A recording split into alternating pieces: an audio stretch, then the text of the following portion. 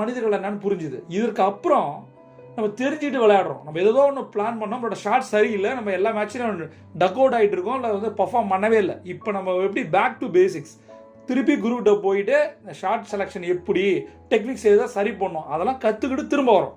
அதுதான் கடன். அந்த கோச்சிட்ட போய் நிற்கிறோம் இல்லையா, அதுதான் எல்லாருக்கும் கடவுள் வந்து குருவை கொடுக்க முடியாதுன்னா கடனை கொடுத்துருக்காரு. கடன் தான் எல்லாத்துக்கும் ஒரு குரு அப்படின்னு வச்சிங்க. அப்போ நீங்கள் பட்ட கஷ்டங்களை நினச்சி பாருங்கள், பட்ட அவமானங்களை நினச்சி பாருங்கள். நிறைய பேர் அவமானங்களை தாண்டி வந்திருக்காங்க, ஆனால் ஒரு கெத்துக்கு வந்துடுறாங்க. ஏன்னா என்னோட ஸ்டுடியோவுக்கு ஒரு செலிபிரிட்டி வந்திருந்தார், ஆச்சரியமாக இருந்தது. அப்கமிங் செலிபிரிட்டி அவர் ஆட்டிடியூடை நான் பார்த்தேன். அது இல்லாமல் அவரை பார்க்கும்போது மக்கள் பண்ண அந்த அட்ராசிட்டிஸ்லாம் பார்க்கும்போது எனக்கு அன்னைக்கு உண்மையாலுமே அவரு கமெடின்றதை விட அவருக்காக மக்கள் பண்ண விஷயத்தை நினைக்கும் போது ரொம்ப காமெடியாக இருந்தது. யார் அவர், எதற்காக இப்படி இவங்க ரியாக்ட் பண்ணுறாங்க நான் சொல்லட்டுமா? ஸ்ரீராம்னு ஒருத்தர் இருக்கார், கூகுளில் சர்ச் பண்ணி பாருங்கள், கூகுள் ஸ்ரீராம்.